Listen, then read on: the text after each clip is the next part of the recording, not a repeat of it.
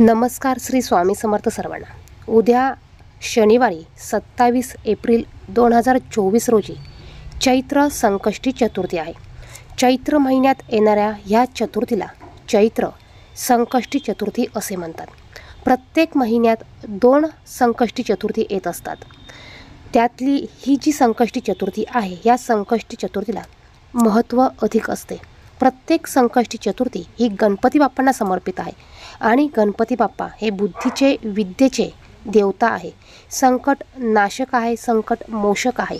जो व्यक्ती संकष्टी चतुर्थीचे व्रत करतो, गणपती बाप्पांची या दिवशी विधिवत पद्धतीने पूजा अर्चना करतो, त्याचे सर्व दुःख, संकट हे गणपती बाप्पा नष्ट करत असतात। आणि म्हणूनच आपण संकष्टी चतुर्थीचे व्रत करायचे असतात आणि या दिवशी आपण काही उपाय आणि काही सेवा देखील करायच्या असतात।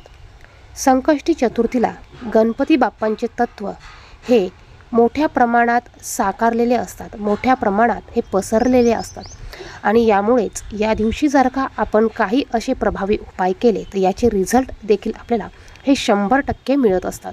त्यामुळेच आपल्याला संकष्टी चतुर्थीच्या दिवशी प्रत्येक आईने मुलांसाठी गणपती बाप्पाला ही एक वस्तू अर्पण करायची आहे। मुलांची जर का प्रगती होत नसेल, अभ्यासात मुलं ऐकत नसेल, अभ्यासात डोकं चालत नसेल, अगदी एखादा खूप हुशार मुलगा आहे आणि अचानक तो अभ्यास करायला नको म्हणत असेल, अभ्यासात प्रगती होत नसेल, नोकरीत, व्यवसायात, धंद्यात प्रगती होत नसेल, तर तुम्ही मुलांच्या कोणत्याही गोष्टीसाठी हा उपाय करू शकतात। मुलं यामुळे अभ्यास करू लागतील, मुलांची एकाग्रता वाढेल, मुलांची बुद्धी वाढेल, बुद्धीत वाढ होईल आणि नोकरीत, व्यवसायात त्यांची प्रगती होऊ लागेल। असा अत्यंत प्रभावी हा उपाय आहे। हा उपाय तुम्हाला फक्त संकष्टी चतुर्थीला करायचा आहे। उपाय कोणता करायचा आहे हे पाहण्यापूर्वी तुम्ही जर का चॅनलवर नवीन असाल तर असेच माहितीचे व्हिडिओ बघण्यासाठी चॅनलला सबस्क्राईब करा आणि बाजूच्या बेल आयकॉनला प्रेस करा। संकष्टी चतुर्थीच्या दिवशी आपल्या घरातील गणपती बाप्पांची पंचोपचारे पूजा करायची आहे। सर्वात अगोदर तुमची देवपूजा झाल्यानंतर धूप दीप प्रज्वलित करून घ्या आणि गणपती बाप्पांना एका ताम्हणात थोड्याशा अक्षता घेऊन त्यावर ठेवा आणि गणपती बाप्पांच्या मूर्तीवर पंचामृताने किंवा साध्या पाण्याने अभिषेक घालायचा आहे।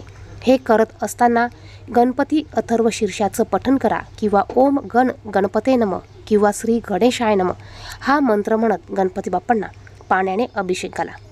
जर का तुम्हाला हे तीर्थ मुलांना प्यायला द्यायचं असेल तर तुम्ही पंचामृत न घेता साधं पाणी घ्या आणि गणपती बाप्पांना अभिषेक घालत असताना गणपती अथर्व शीर्षाचं पठण करा आणि हे तीर्थ तुम्ही तुमच्या घरातील सर्व मुलांना प्यायला द्यायचं आहे। यामुळे मुलांच्या बुद्धीत वाढ होते, मुलांची अभ्यासात प्रगती होते। यानंतर गणपती बाप्पांना स्वच्छ कपड्याने पुसून एका पाटावर किंवा तुमच्या देवघरामध्ये तुम्ही ठेवायचं आहे। त्यांना हळदी, कुंकू, अक्षता अर्पण करा। आवर्जून एक लाल जास्वंदाचं फूल अर्पण करा, दुर्वा अर्पण करा, गुळ खोबऱ्याचा किंवा त्यांच्या आवडीचा नैवेद्य त्यांना तुम्ही अर्पण करा। तर या पद्धतीने गणपती बाप्पांची तुम्हाला पूजा ही करायची आहे। यानंतर तुम्ही हा उपाय दिवसभरात केव्हाही करू शकता। सकाळी तुमची देवपूजा झाल्यानंतर तुम्ही हा उपाय लगेच केला तरी चालणार आहे किंवा तुम्ही तुमच्या टायमानुसार हा उपाय करायचा आहे। दुपारी 12 ते 12:30 या वेळेत तुम्हाला कोणतीही सेवा उपाय करायची नाही आहे। हा उपाय जर का तुमची मुलं मोठे असतील तर तुम्ही मुलांना करायला सांगू शकतात, मुलं लहान असेल तर मुलांच्या आईने हा उपाय केला तरी चालणार आहे। ह्या उपायासाठी तुम्हाला 21 दुर्वा घ्यायच्या आहे। बघा, एक दुर्वा म्हणजे त्रिदल दुर्वा असते आणि त्रिदल दुर्वा अशा तुम्हाला 21 दुर्वा व्यवस्थित बघून घ्यायच्या आहे। तुटलेल्या दुर्वा घ्यायच्या नाहीये। दुर्वा घेताना ह्या त्रिदल अखंड दुर्वा घ्यायच्या आहे। दुर्वा जेव्हा तुम्ही आणता तेव्हा त्या स्वच्छ पाण्याने धुवून घ्यायच्या आहे आणि मग तुम्हाला त्या गणपती बाप्पांना अर्पण करायच्या किंवा त्या उपायासाठी वापरायच्या आहे। तुम्हाला 21 दुर्वा घ्यायच्या आहे। आणि बघा, हा उपाय करत असताना जर का तुम्ही संध्याकाळी हा उपाय करणार असाल तर तुम्हाला धूप दीप देवांपुढे प्रज्वलित करून घ्यायचा आहे। शक्य झाल्यास तुम्ही तुपाचा दिवा देखील गणपती बाप्पांसमोर लावू शकतात। यानंतर बसायला आसन घ्यायचं आहे। स्वतःच्या कपाळाला हळदी कुंकू तुम्हाला लावायचं आहे। त्यानंतर हा उपाय करायला सुरुवात करायची आहे। गणपती बाप्पांना नमस्कार करायचा आहे। मुलं लहान असतील तर मुलांना तुमच्या शेजारी बसवा। जर का मुलं मोठे असतील तर तुम्ही मुलांकडनं हा उपाय करून घ्यायचा आहे।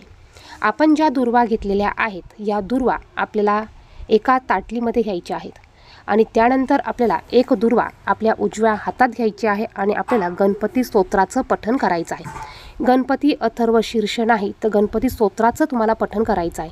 तुम्ही जर का गणपती अथर्व शीर्ष पठण करू शकत असाल तर फलश्रुती न म्हणता गणपती अथर्व शीर्ष म्हणू शकतात, नाहीतर मग तुम्ही गणपती स्तोत्र म्हणा।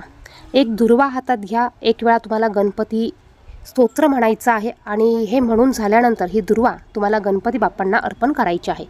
आता बघा, हा उपाय करण्या अगोदर तुम्हाला गणपती बाप्पांना नमस्कार करायचा आहे आणि तुमची मुलांची जी काही इच्छा असेल ती गणपती बाप्पांना सांगायची आहे।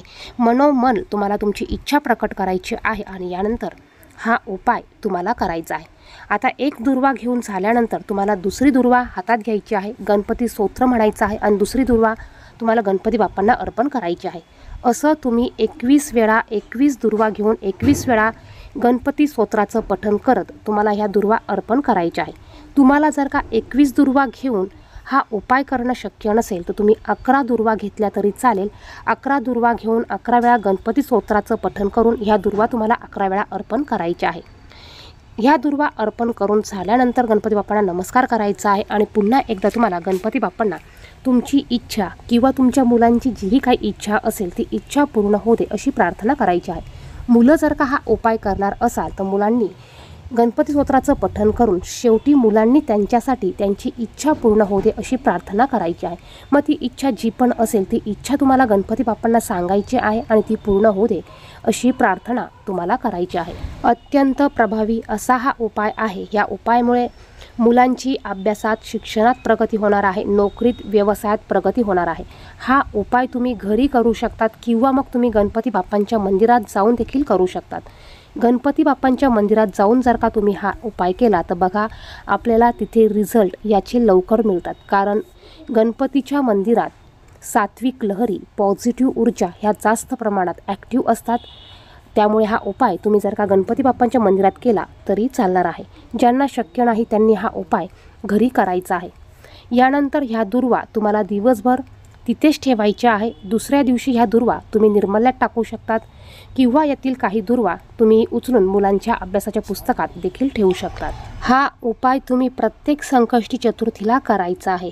बघा, प्रत्येक संकष्टी चतुर्थीला हा उपाय तुम्ही करू शकतात। यानंतर दिवसभरात केव्हाही तुम्हाला मुलांना एक वेळा गणपती अथर्व शीर्षाचं पठण करायला सांगायचं आहे। यामुळे देखील मुलांच्या अभ्यासात प्रगती होते, मुलांच्या बौद्धिक विकास होतो, मुलांच्या स्मरणशक्तीत वाढ होते आणि यामुळे मुलांची अभ्यासात शिक्षणात प्रगती होते। असा हा अत्यंत प्रभावी उपाय तुम्ही संकष्टी चतुर्थीला दिवसभरात केव्हाही करू शकतात। सुतक असेल तर तुम्हाला हा उपाय करता येणार नाही, मासिक धर्म असेल तर तुम्ही हा उपाय इतरांकडून देखील करून घेऊ शकतात। धन्यवाद। श्री स्वामी समर्थ।